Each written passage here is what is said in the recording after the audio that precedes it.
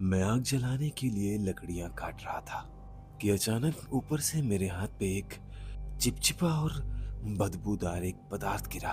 आखिर वो चीज क्या थी, ये जानने के लिए जब मैं टॉर्च ऊपर की तरफ घुमाया और वहां ऊपर मैंने जो भी देखा, वो देखकर तो मेरे दोनों हाथ पांव ठंडे पड़ गए। वहां ऊपर एक कोई अजीब सा और विचित्र सा जीव सोया हुआ था, जिसके लंबे लंबे हाथ, लंबी उंगलियां और नुकीले नाखून थे, और उसके पैर भी काफी लंबे और उसका बड़ा सा शरीर था। मैं अपनी जिंदगी में इतना बड़ा और भयानक सा जीव पहली बार देख रहा था। मैं अभी भी ऊपर देख ही रहा था कि जोसेफ आके मेरे हाथ से टॉर्च छीन लिया और चुप रहने का इशारा करके मुझे पीछे की तरफ खींचने लगा और जितना हो सके उतना जल्दी यहाँ से निकल जाने को कहा। तो मैंने भी वहां जोसेफ से कुछ पूछना ठीक नहीं समझा, तो मैं भी जोसेफ के पीछे धीरे धीरे चलते हुए उस जगह से निकल रहा था। लेकिन उस रात हमारी तकदीर में कुछ और ही होना लिखा था, क्योंकि जब मैं उस जगह से पीछे जा ही रहा था तो अनजाने में मेरा पैर सूखे पत्ते से ढके एक खड्डे में घुस गया और मैं नीचे गिर गया। ये अचानक ही हुआ था, जिस वजह से मैं एकदम से ही नीचे गिरा और मेरे गिरते ही मेरे हाथ में एक बड़ा सा कांटा घुस गया। और जब वो कांटा मेरे हाथ में घुसा तो मैं उस दर्द को संभाल नहीं पाया और मेरे मुंह से चीख निकल गई। बस मेरा चीखना ही था कि हमें अचानक से ही कुछ डालियों के टूटने की आवाज आई। फिर जोसेफ ने मेरा मुंह जोर से पकड़ के दबा दिया। फिर वो पेड़ जोर से हिला और एकदम से धम करके आवाज आई। और जब वो धम करके आवाज आई थी तो वहां की जमीन में थोड़ी कंपन सी हुई। फिर जोसेफ ने उस पेड़ की तरफ टॉर्च मारा जहां वो जीव चढ़ के बैठा हुआ था।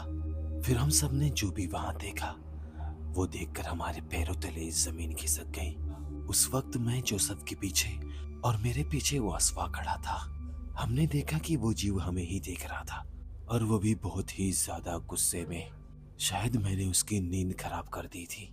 फिर वो दानव जिसके बड़े बड़े सींग, लंबे लंबे हाथ और जिसका लंबा और नुकीला मुंह था, अब वो पूरे गुस्से से गुर्राता हुआ हमें ही घूर रहा था। और हम समझ चुके थे कि अब हमारे साथ क्या होने वाला है। तो हमने भी वही किया जो ऐसे वक्त में कोई भी करेगा। हम अपनी पूरी जी जान लगा के वहां से भागे। और जब हम वहां से भागे तो वो दानव हमें अभी भी खड़ा हुआ देख रहा था। पता नहीं कि वो हमारा पीछा नहीं कर रहा था। फिर जैसे हम वहां से कुछ दूर आगे गए ही थे कि हमें जमीन पे झटके और कंपन महसूस होने लगे। जोसेफ बोला, भाग डैनियल, वेंडिगो आ रहा है। और जैसे ही मैंने वेंडिगो का नाम सुना तो डर के मारे मेरे पूरे शरीर में बिजली सी दौड़ने लगी। फिर मैं इतना ज्यादा तेज भागा कि जोसेफ से भी आगे निकल गया। लेकिन हमारा दोस्त वासवा जंगल के उस उतार चढ़ाव वाले रास्ते पे भाग नहीं पा रहा था। हम भागते हुए पीछे मुड़ मुड़ के वासवा को जल्दी जल्दी भागने की आवाज लगा रहे थे। भागते भागते हम अपने कैंप के काफी नजदीक पहुंच चुके थे। इतने में हमें एक जोर की चीख सुनाई दी, और ये जो चीख थी वह हमारे दोस्त वासवा की थी, जो अब वेंडिगो का शिकार बन चुका था। हमें बुरा तो बहुत लगा, लेकिन हम वासवा के लिए वहां रुक नहीं सकते थे, क्योंकि हम वेंडिगो का उस दानव का बिल्कुल भी मुकाबला नहीं कर सकते थे। फिर धीरे धीरे वासवा की चीख भी शांत हो गई, तो हम समझ गए कि वासवा अब हमारे बीच नहीं रह गया है। और यहाँ मैं और जोसेफ एक दूसरे का हौसला बढ़ाते हुए और भी ज्यादा तेज दौड़ने लगे, क्योंकि अब बात हमारी जान पे आ चुकी थी। हमने पहले ही अपना एक दोस्त खो दिया है और अब अपनी जान या अपने किसी दोस्त को खोना नहीं चाहते थे। जब हम कैंप के करीब पहुंचे तो हमने देखा कि हैरी और एरिक दोनों खड़े होकर इस तरफ ही देख रहे थे। तो मैंने और जोसेफ ने उन दोनों को अपनी बाइक स्टार्ट करके जल्दी से भागने को बोला। हम पांचों कैंप पे अपनी अपनी एडवेंचर बाइक ले आए थे, जो चाहे जैसे रास्तों पे भी चल सकती थी। हमारी आवाज सुन के हैरी और एरिक कैंप से बाइक स्टार्ट करके निकल गए और पीछे से हम भी अपनी बाइक लेके कैंप से निकल गए। कैंप और सारा सामान हमने पीछे वैसे ही छोड़ दिया था और अब आगे जंगल में यहाँ चारों तरफ बस हम चारों की बाइक की आवाज गूंज रही थी। बाइक लेके हम अपने कैंप साइड से काफी आगे निकल आए थे तो हमें ऐसा लगा कि हम उस वेंडिगो के चंगुल से काफी दूर निकल आए हैं। लेकिन ऐसा बिल्कुल भी नहीं था, क्योंकि वो वेंडिगो, वो दानव अभी भी हमारा पीछा कर रहा था। और जब हम कैंप से काफी आगे निकल आए तो जाके कहीं हमने थोड़ी राहत की सांस ली। लेकिन तभी अचानक वो वेंडिगो एक तरफ से भागता हुआ आया और जोसेफ को उसकी बाइक के साथ घसीटता हुआ पीछे अंधेरे जंगल में लेके चला गया।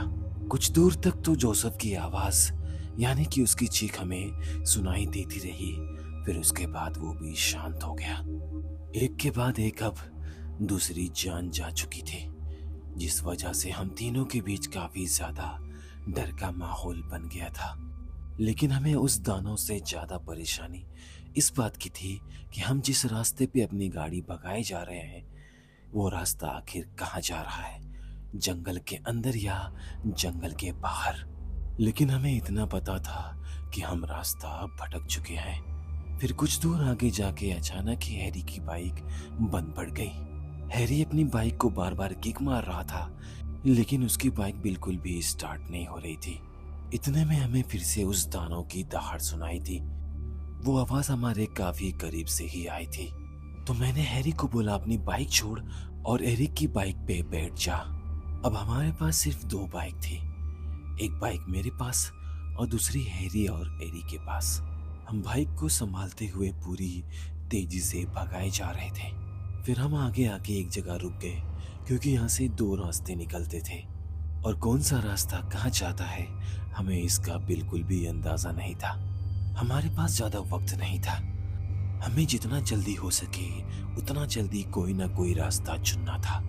तो मैंने और एरिक ने दूसरा रास्ता चुना, लेकिन हैरी हमें पहले रास्ते से जाने के लिए बोल रहा था। लेकिन हम हैरी की ना सुन के दूसरे रास्ते से आगे निकल गए। जब हम उस दूसरे रास्ते से आगे निकले तो वेंडिगो हमारे काफी नजदीक था। लेकिन जब हम इस रास्ते पे थोड़ा आगे आए तो अचानक वेंडिगो हमारे पीछे से कहीं गायब हो गया। फिर कुछ और दूर जाने के बाद हमें वो रास्ता मिल गया जिस रास्ते से इस जंगल में आया जाता था और जाया जाता था। फिर जैसे ही हम उस रास्ते पे आके खड़े हुए तो जिस तरफ जंगल से बाहर जाने का रास्ता था, हमने देखा कि वेंडिगो वहां पे पहले से ही खड़ा है और वो बुरी तरह हाँफ रहा था। वो दानव जिस तरह हाँफ रहा था, हमारे अंदाजे से वो काफी ज्यादा थका हुआ था। फिर जब हमने उस वेंडिगो के हाथ और मुंह को खून से रंगा हुआ देखा तो सामने हमें हमारी मौत नजर आ रही थी। एरिक और हैरी दोनों रोने लगे थे। वो दोनों बार बार यही बोल के रो रहे थे कि अब हम भी मर जाएंगे, हम भी मर जाएंगे। लेकिन मैंने अभी सोचना बंद नहीं किया था और तभी मेरे दिमाग में एक आइडिया आया। फिर वो आइडिया मैं एरिक को भी बता दिया कि अब हमें इस वेंडिगो से कैसे बच के निकलना है। फिर हम दोनों अपनी बाइक को लेके तैयार हो गए। हमें ठीक सीधा सीधा उस वेंडिगो के सामने जाना था। फिर जैसे ही हम उस वेंडिगो से 5 कदम के फासले पे पहुंचते तो हमें उसको दाएं बाएं से कट मार के निकल जाना था। और हमने आगे जैसा मैंने सोचा था उस तरह मैं और एरिक तो निकल गए, लेकिन हैरी उस दानव के पंजे में आ गया।